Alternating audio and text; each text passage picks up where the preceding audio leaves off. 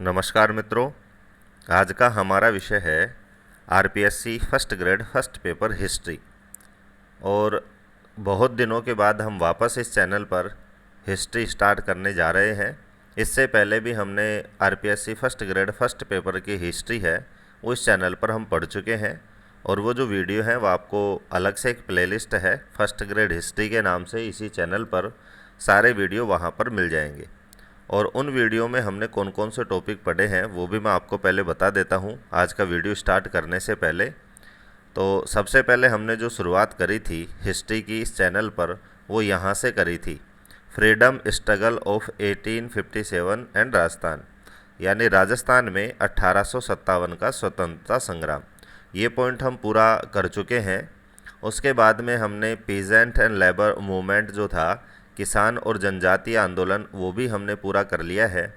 उसी के साथ साथ हमने प्रजामंडल भी पूरा किया है, क्योंकि मैंने जब भी कोई पॉइंट पढ़ाया हिस्ट्री का उससे पहले मैंने आपको उन वीडियोज़ के स्टार्ट में जो पिछले जो फर्स्ट ग्रेड के जो पेपर हुए हैं 2011 से लेकर के 2020 तक, उन पेपरों में किस तरह के किस पॉइंट से प्रश्न बने हैं वो मैंने आपको शुरुआत में ही बताया था, ताकि आपको ये पता चल सके कि इस पॉइंट में से किस तरह का प्रश्न बनता है और ये पॉइंट हमारे लिए कितना महत्वपूर्ण है, कितने प्रश्न इस पॉइंट में से बन सकते हैं।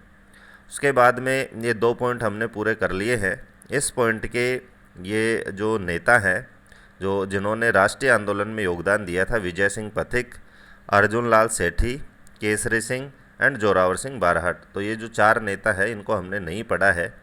तो इनको यहीं इस पॉइंट को यहीं छोड़ते हुए मैं हिस्ट्री की जो शुरुआत है वो ऊपर से करने वाला हूँ, ताकि हमारा जो पाठ्यक्रम है वो पॉइंट टू पॉइंट, जैसे हमने साइकोलॉजी और मैनेजमेंट पूरा किया उस तरह से ये हो सके।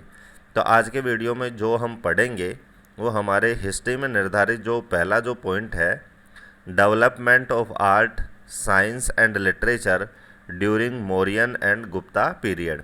यानी हमारे पाठ्यक्रम में एक तो मौर्य वंश है और एक गुप्त वंश है, लेकिन इससे संबंधित जो प्रश्न पूछे जाएंगे वो पहला जो पॉइंट है उसको हमें ध्यान में रखना है कि विकास, यानी हमें विकास पढ़ना है किस किस का, कला का विकास पढ़ना है, विज्ञान का विकास पढ़ना है और साहित्य का विकास पढ़ना है।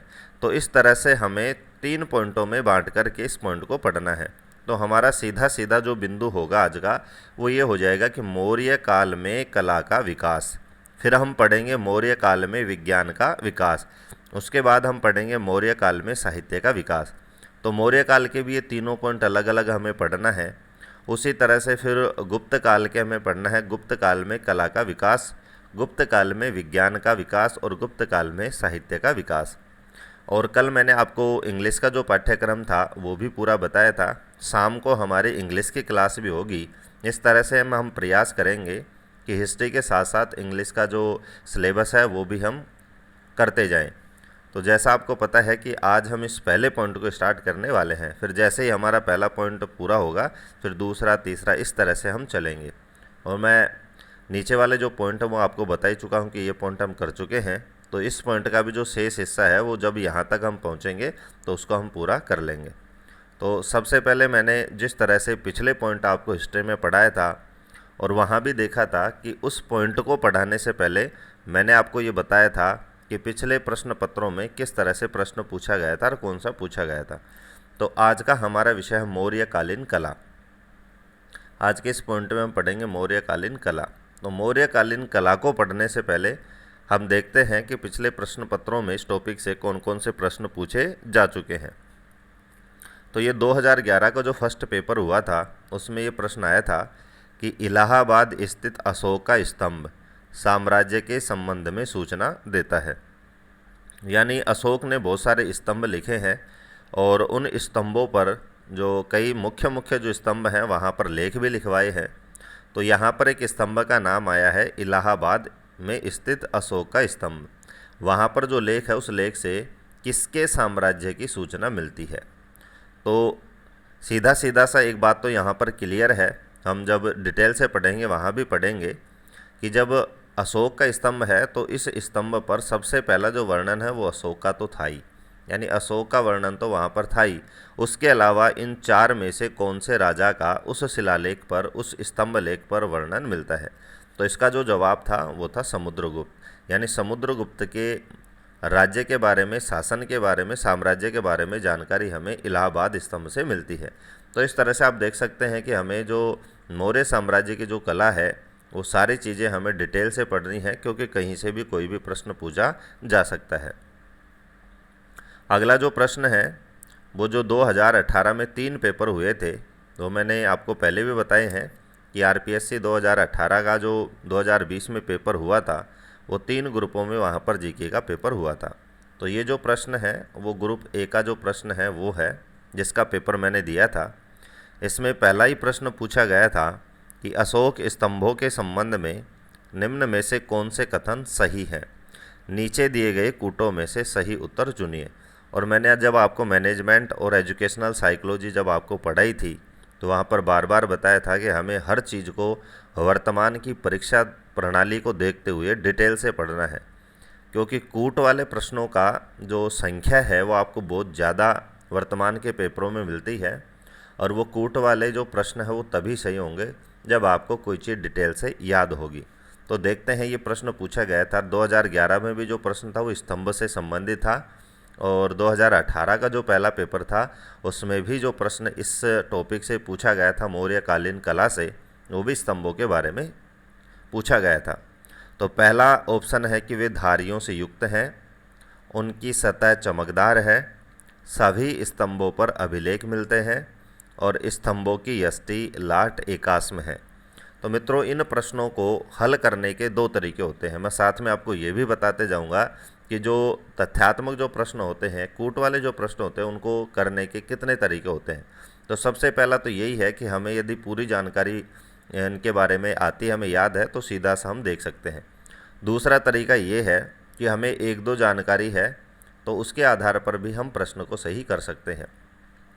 तो जैसे यहाँ देख सकते हैं, यहाँ पर बी ऑप्शन में लिखा हुआ है उनकी सतह चमकदार है, यानी अशोक के जो स्तंभ है उन पर एक तरह की चमकदार पॉलिश की गई है।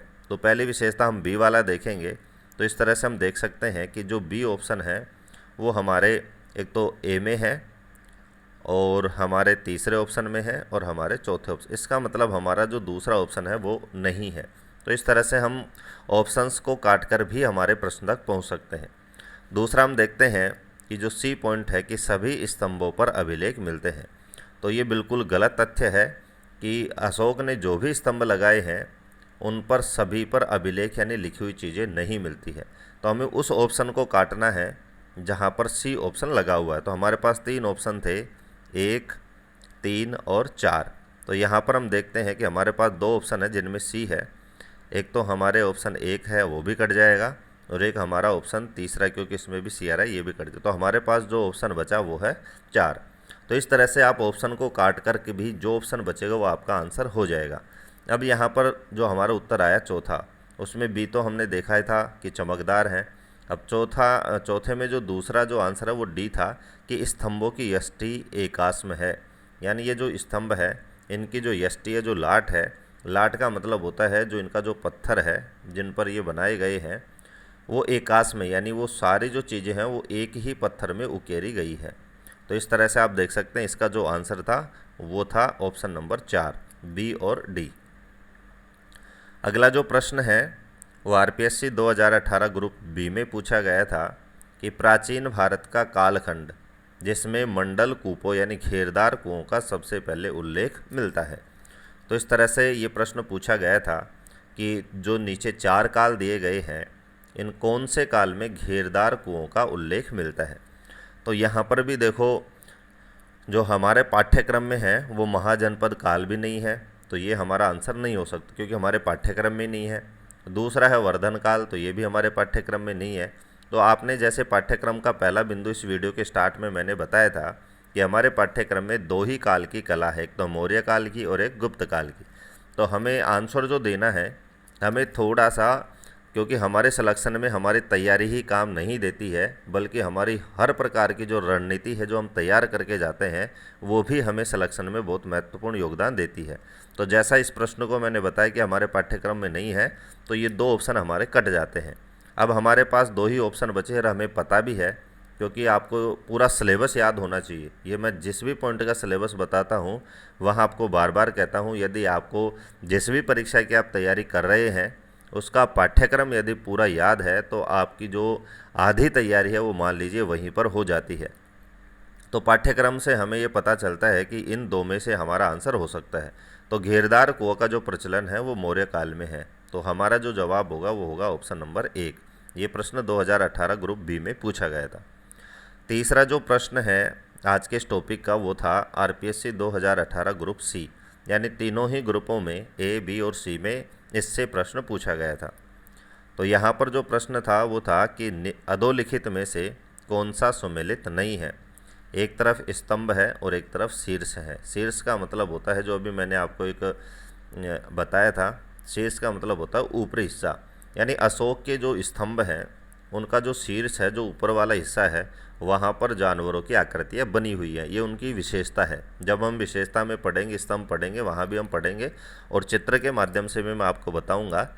तो वहाँ पर आपको बताना कि सुमेलित नहीं है, यानी 3 ऑप्शन हैं जो बिल्कुल सुमेलित है, एक ऑप्शन है वो सुमेलित नहीं है। तो पहला देखते हैं सारनाथ।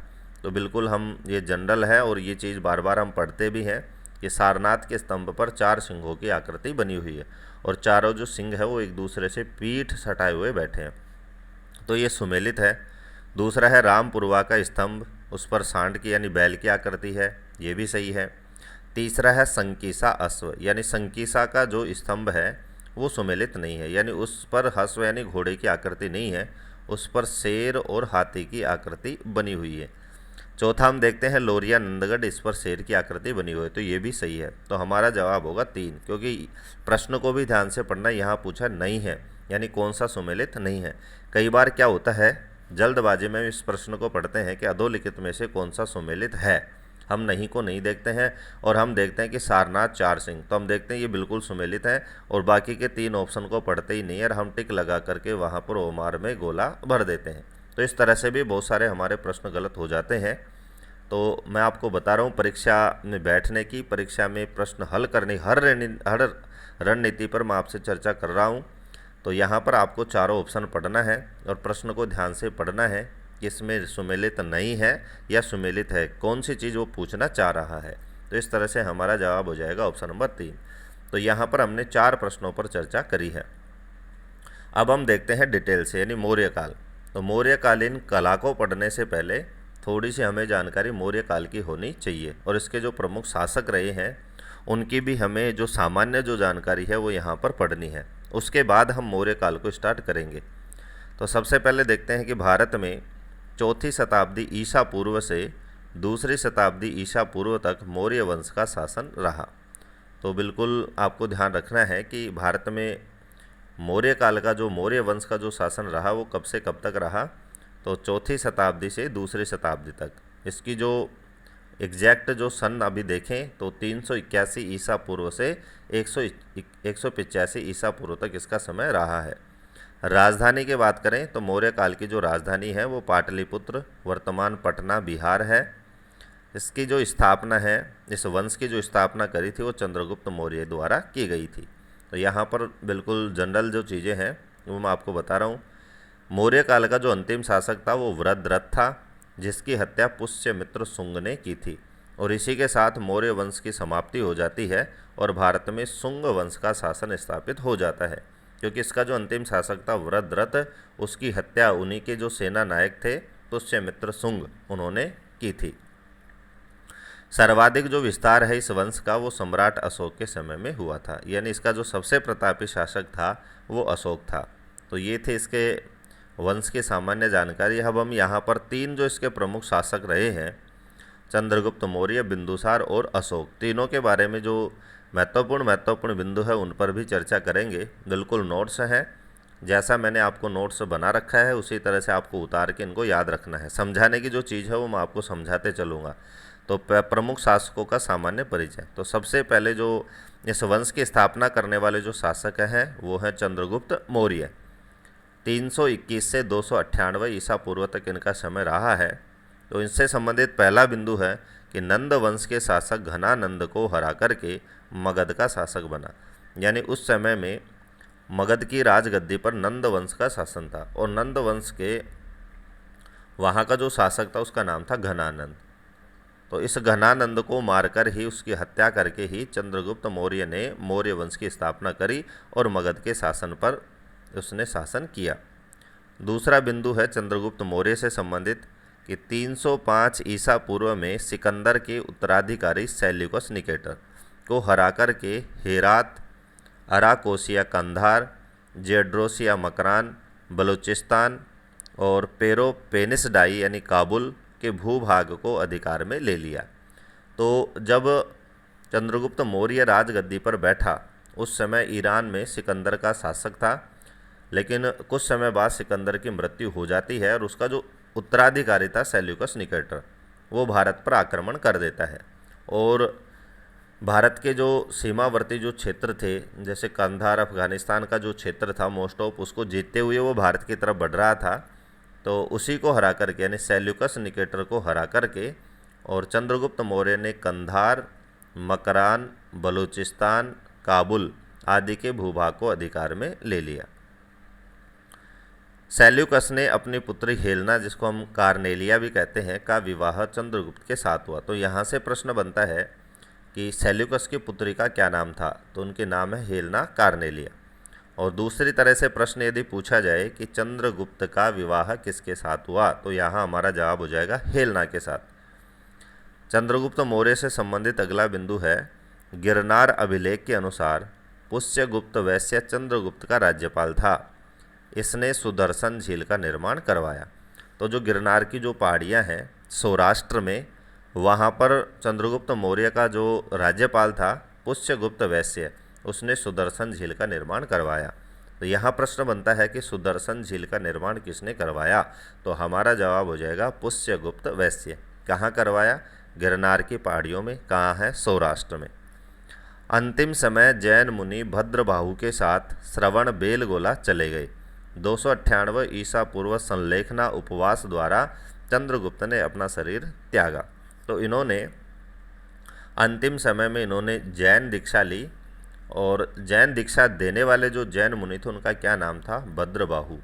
और कौन से स्थान पर, यहाँ 2-3 प्रश्न बनते हैं। जैन मुनि का नाम पूछ सकता है, अंतिम समय उन्होंने कहाँ बिताया, तो ये पूछ सकता है। तो हमारा जवाब हो जाएगा श्रवण बेलगोला।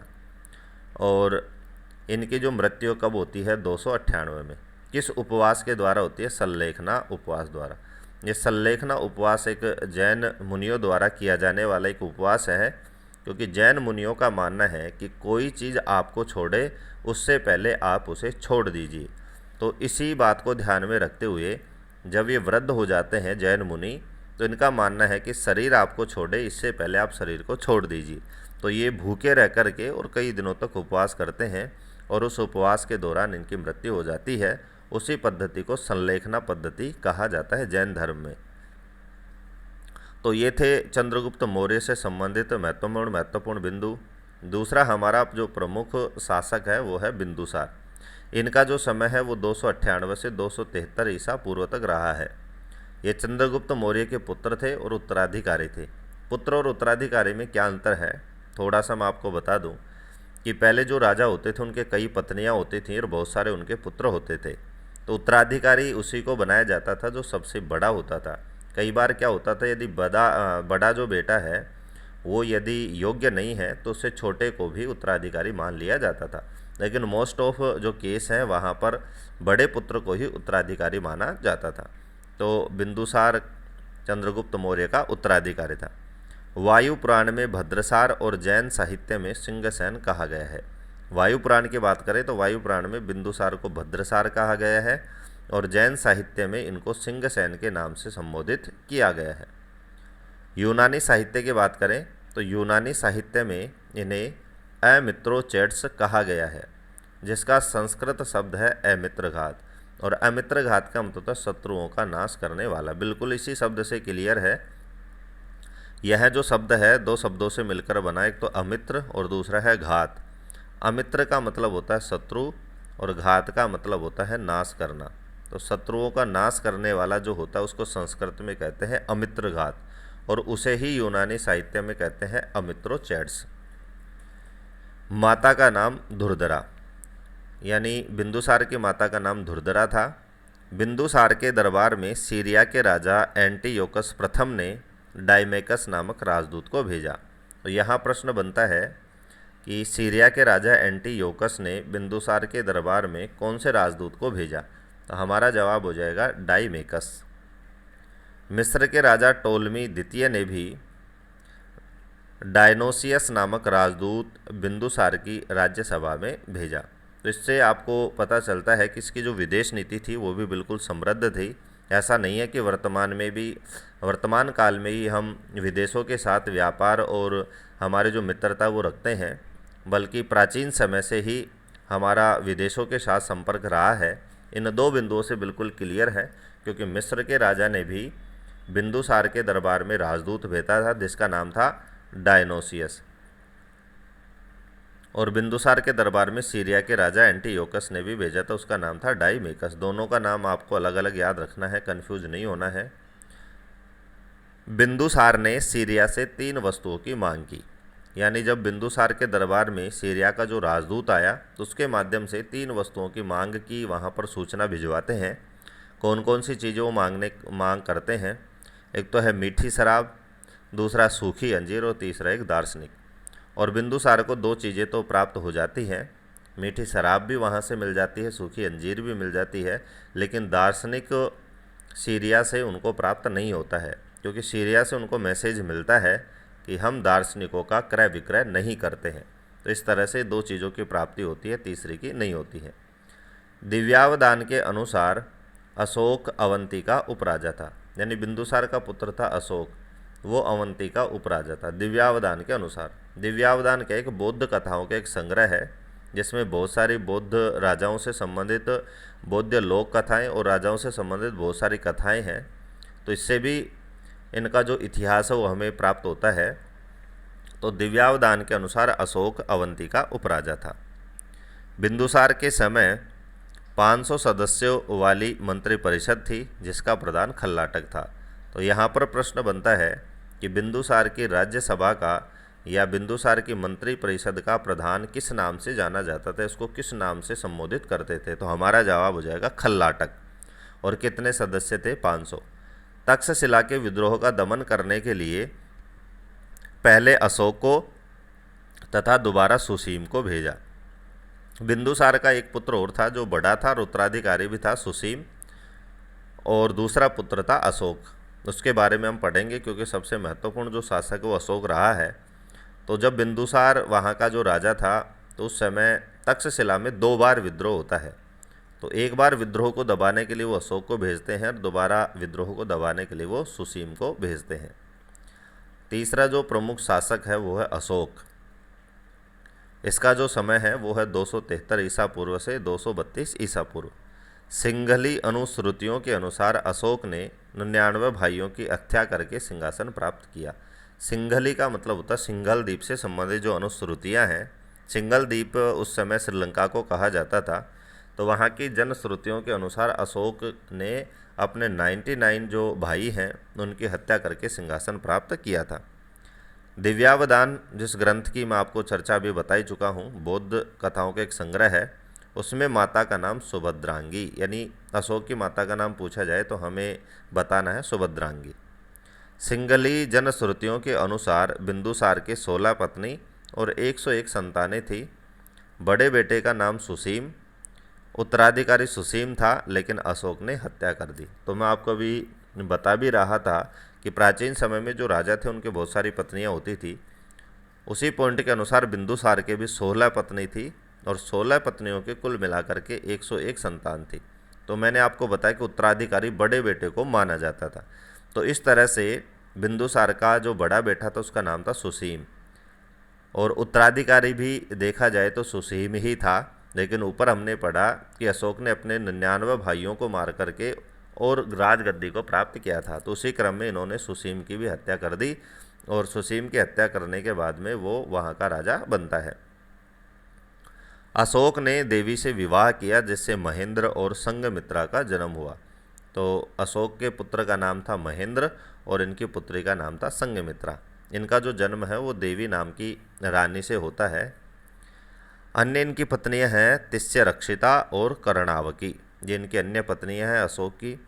बैराट के शिलालेख में अशोक को प्रियदर्शी तथा अन्य स्थानों पर देवा नाम प्रिय कहा गया है। प्रियदर्शी यानी जिसके दर्शन प्रिय हो, और देवा नाम प्रियदर्शी संस्कृत का शब्द है देवताओं के लिए प्रिय। षष्ठी का बहुवचन है देवानाम, यानी देवताओं का, प्रिय यानी अच्छा लगने वाला, तो देवताओं को अच्छा लगने वाला, ये इसके शिलालेखों में नाम मिलते हैं। अशोक ने उपगुप्त नामक बौद्ध भिक्षु से बौद्ध धर्म की दीक्षा ली। तो जैसे चंद्रगुप्त मौर्य ने जैन धर्म की दीक्षा ली थी अंतिम समय में, उसी तरह से अशोक ने बौद्ध धर्म की दीक्षा ली। और बौद्ध धर्म की जो दीक्षा ली वो कौन से भिक्षु से ली, आपको नाम याद रखना है, उपगुप्त से इन्होंने बौद्ध धर्म की दीक्षा ली। बौद्ध धर्म के प्रचार के लिए महेंद्र व संघमित्रा को श्रीलंका भेजा, और इसी क्रम में बौद्ध धर्म की दीक्षा लेने के बाद में बौद्ध धर्म का प्रचार प्रसार करने के लिए इन्होंने बहुत सारे स्थानों पर शिलालेख लिखवाए, अनेक स्थानों पर गुहा लेख लिखवाए, जो भी हम पढ़ेंगे आगे। उसी क्रम में इन्होंने श्रीलंका भी अपनी पुत्री और पुत्र को भेजा। तो यहाँ प्रश्न बनता है कि श्रीलंका में बौद्ध धर्म के प्रचार के लिए अशोक ने किनको भेजा, तो हमारा जवाब हो जाएगा महेंद्र और संघमित्रा। तो ज़्यादा कठिन बिंदु नहीं है, सरल सरल ये बिंदु थे जो आपको याद रखना है।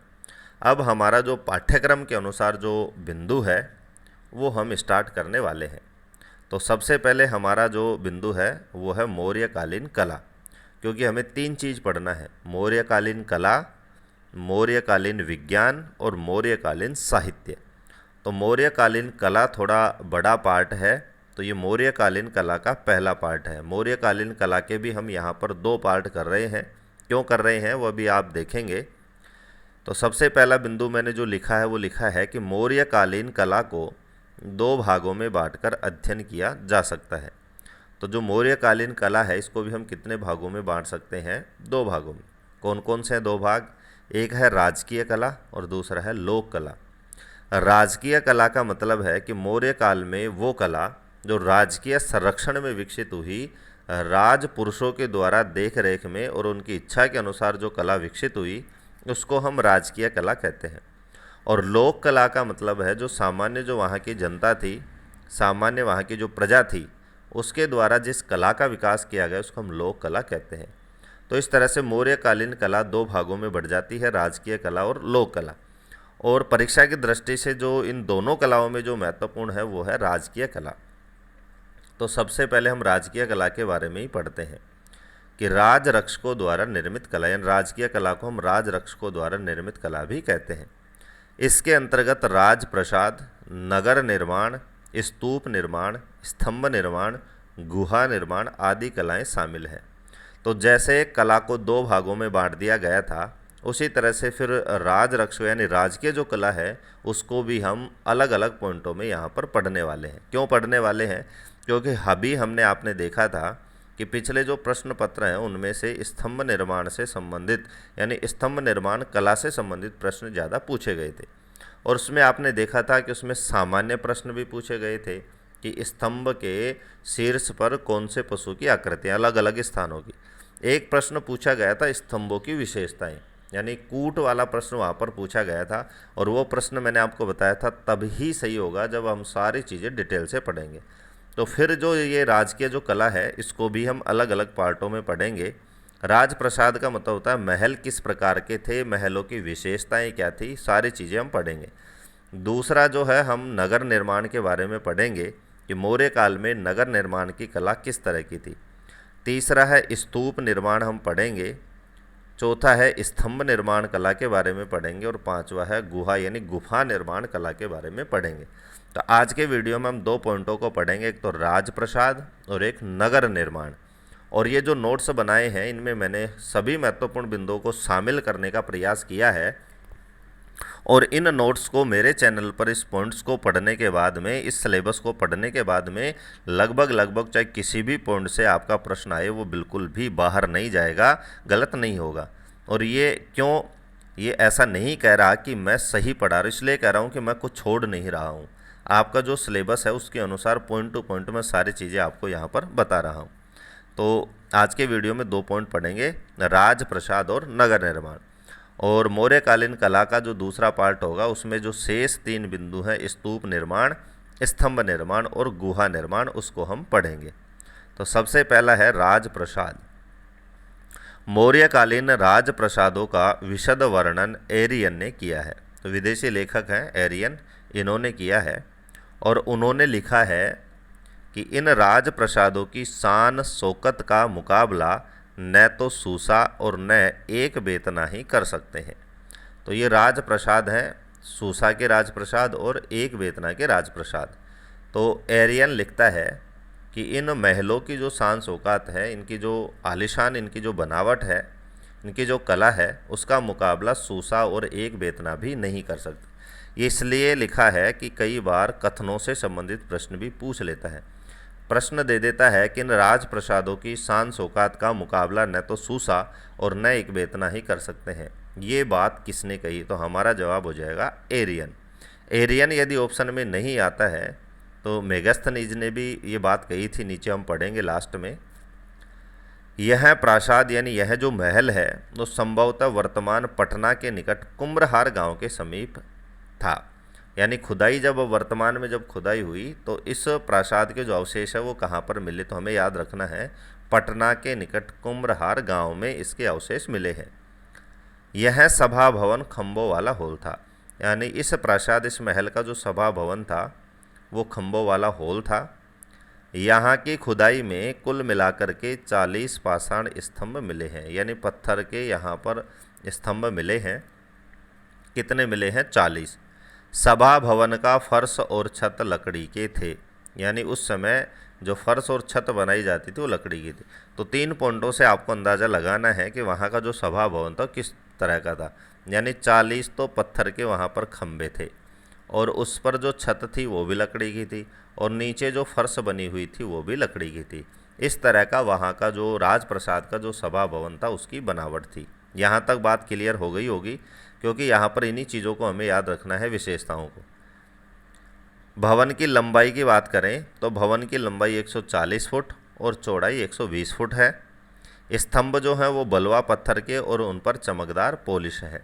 यानी इस राजभवन के जो स्तंभ मिले हैं वो बलुआ पत्थर से बने हुए हैं और उन पर चमकदार पॉलिश है।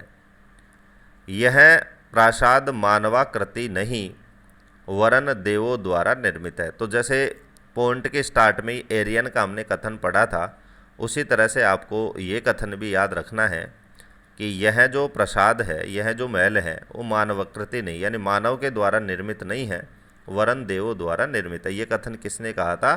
तो ये कथन चीनी यात्री फाहियान ने कहा था।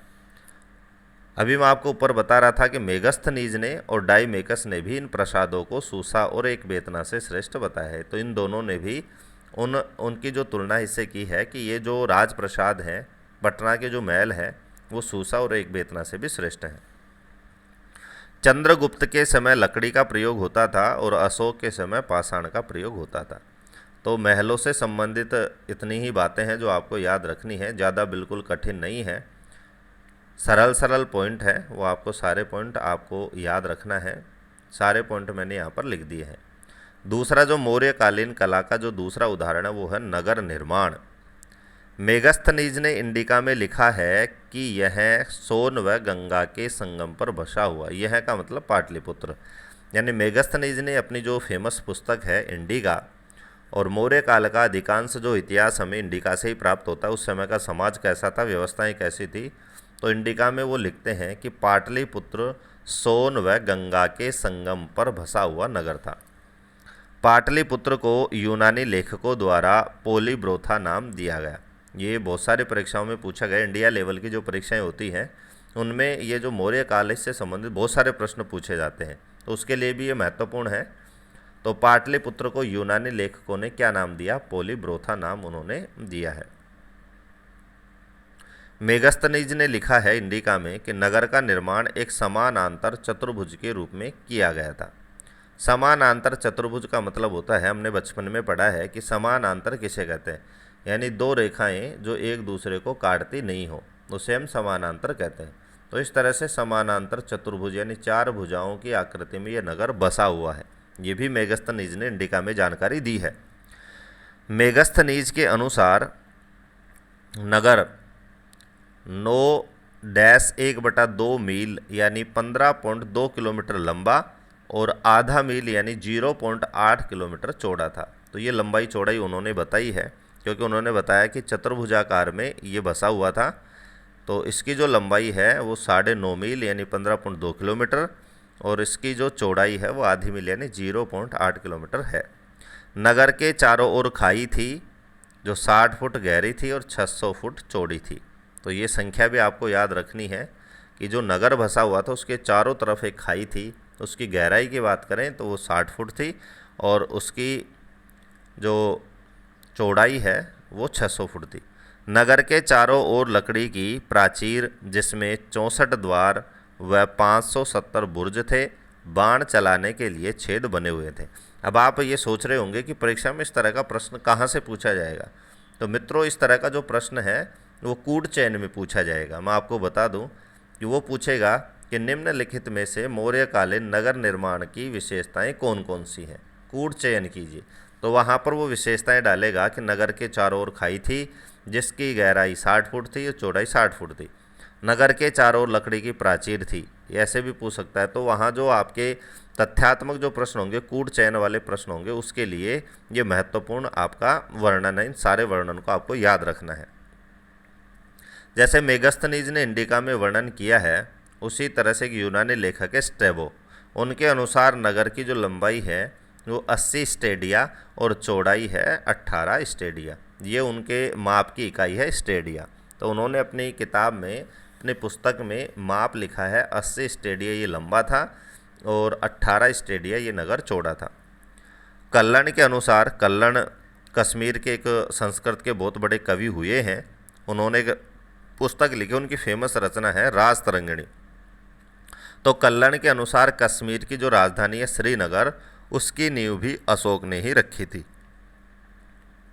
अशोक की पुत्री चारुमती ने अपने पति देवपाल के नाम पर नेपाल में देवपाटन नामक नगर की स्थापना की। तो यहाँ दो प्रश्न बनते हैं। अशोक की पुत्री का नाम चारुमती और चारुमती ने अपने पति देवपाल की याद में या देवपाल के नाम पर नेपाल में देवपाटन नामक नगर की स्थापना करी। तो इस तरह से आज हमने मौर्यकालीन कला के जो दो हिस्से हैं, एक तो नगर निर्माण संबंधी कला से संबंधित और एक प्रासाद निर्माण कला से संबंधित, वो पूरे कर लिए हैं। इससे आगे जो 3 पॉइंट बच रहे हैं जिनसे बार बार प्रश्न, इसीलिए मैंने इसके 2 पार्ट किए हैं, क्योंकि जो दूसरा पार्ट होगा वो थोड़ा बड़ा भी है और थोड़ा महत्वपूर्ण भी है और उसमें थोड़े तथ्य भी ज़्यादा हैं। तो वहाँ हम पढ़ेंगे स्तंभों के बारे में, गुफाओं के बारे में और शिलालेख आदि के बारे में। तो आज के लिए इतना ही। आज का वीडियो आपको कैसा लगा? अंग्रेजी की क्लास आपको शाम को मिलेगी। तो आज का वीडियो का फीडबैक देने के लिए कमेंट और लाइक करके अवश्य बताएं। धन्यवाद।